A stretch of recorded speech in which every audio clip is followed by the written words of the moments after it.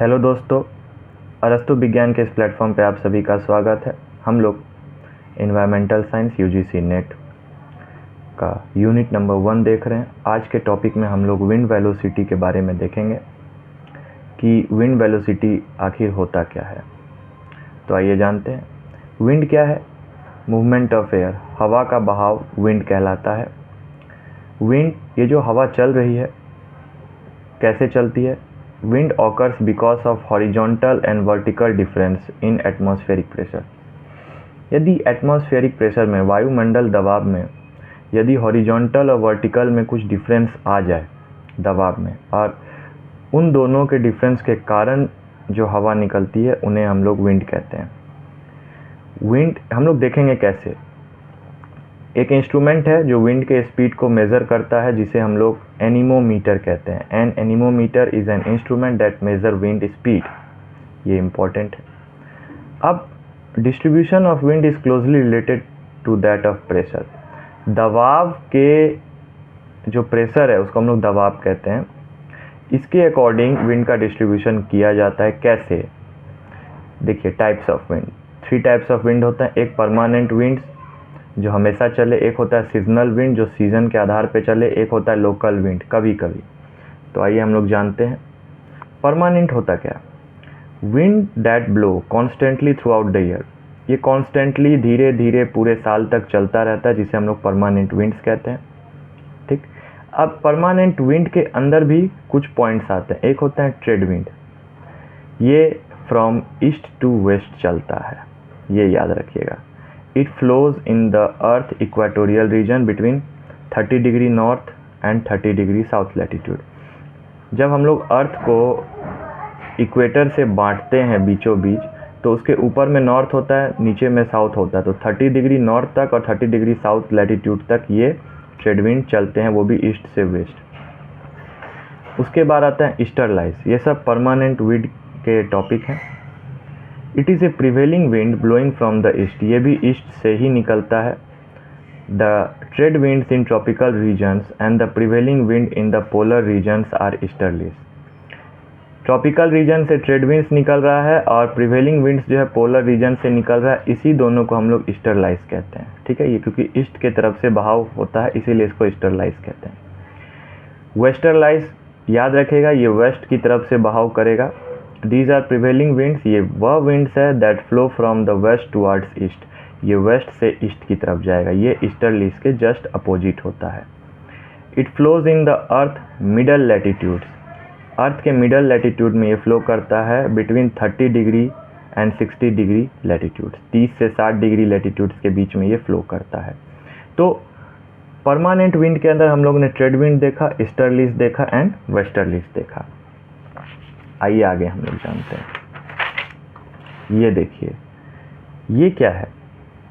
ये मान लीजिए ये एक अर्थ का विंड का या प्रेशर बेल्ट का एक डायग्राम है, जिसमें सबसे ऊपर में पोलर हाई प्रेशर बेल्ट होता है, जिसमें ईस्ट की तरफ हवा बह रही है।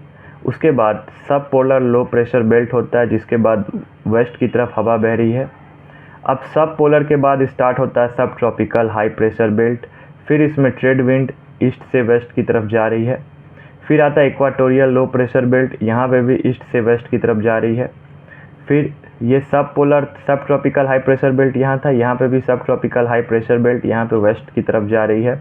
उसके बाद सब polar low pressure belt east के तरफ। ठीक है, अब पोलर हाई प्रेशर बेल्ट, ये एक अर्थ का पूरे विंड का फ्लो दिखा रहा है कि किस बेल्ट में विंड कौन से दिशा में जा रही है, ईस्ट से वेस्ट की तरफ, वेस्ट से ईस्ट की तरफ। ठीक है, ये याद रखना है।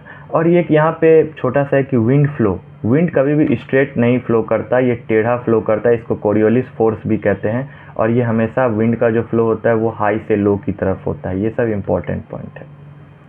अब आते हैं सीजनल विंड किसे कहते हैं। Wind that change their direction with on set of different season. Season के आधार पे विंड अपना डायरेक्शन चेंज करता है, इसीलिए इसको सीजनल विंड्स कहते हैं। जैसे गर्मी के तुरंत बाद हम लोग जानते हैं कि मॉनसून का सीज़न स्टार्ट हो जाता है। तो monsoon is a type of seasonal wind in low latitude climate. ठीक है, that seasonally change direction between winter and summer monsoon. और ये कब देखा जाता है, ये कहाँ देखा जाता है, इन प्रिवेलेंट इन इंडिया। ये अक्सर देखा जाता है कि मान लीजिए विंटर के समय इसका जो मूवमेंट है वो अलग हो जाता है, समर के समय इसका मूवमेंट अलग हो जाता है। तो अकॉर्डिंग टू सीज़न ये अपना डायरेक्शन चेंज करता है। अब आते हैं local winds. These blow only during a particular period of day or year in a small area।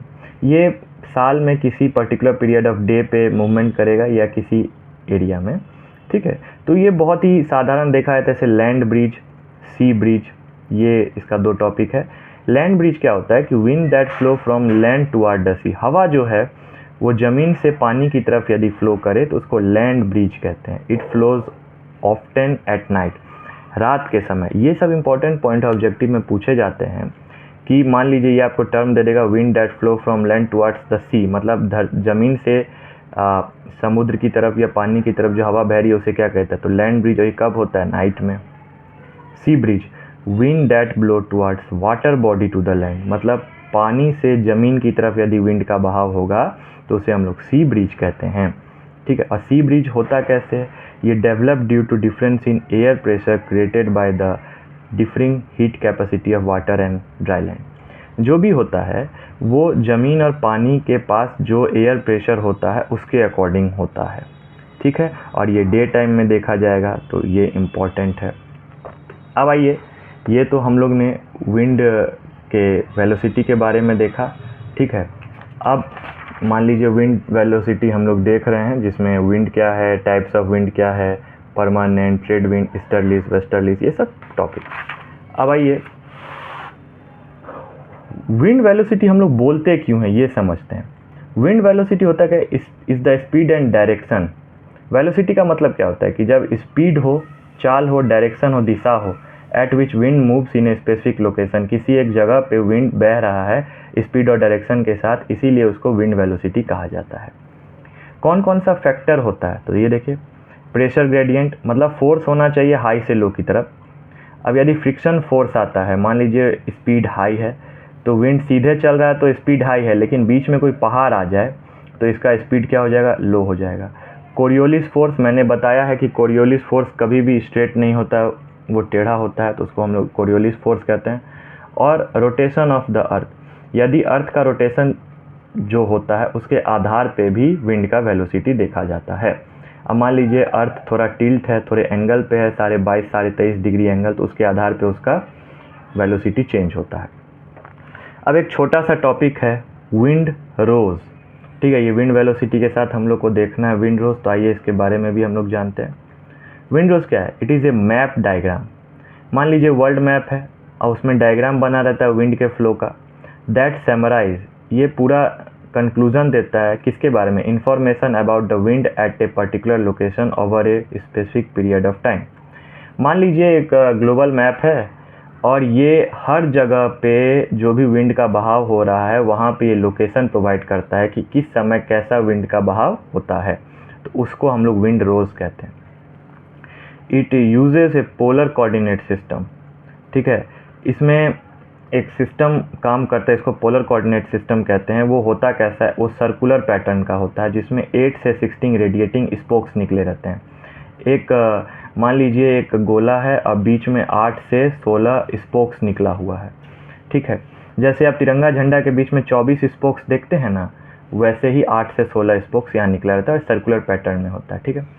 Polar coordinate system एक 2 डायमेंशनल सिस्टम है। ये भी ऑब्जेक्टिव में पूछा जाता है कि विंड रोज देखने के लिए कौन सा सिस्टम होता है, पोलर कोऑर्डिनेट सिस्टम, ठीक है, जो सर्कुलर पैटर्न का होता है और वो 2 डायमेंशनल सिस्टम होता है, which each point on a plane is determined by speed and direction, ठीक है।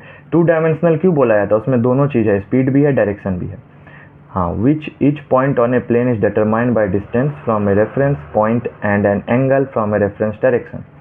ये सिंपल भाषा में समझिए, ये जो पोलर कोऑर्डिनेट सिस्टम है ये विंड रोज को दिखाने में हेल्प करता है, जिसमें वो 2 चीज़ दिखाता है, स्पीड और डायरेक्शन, ठीक है।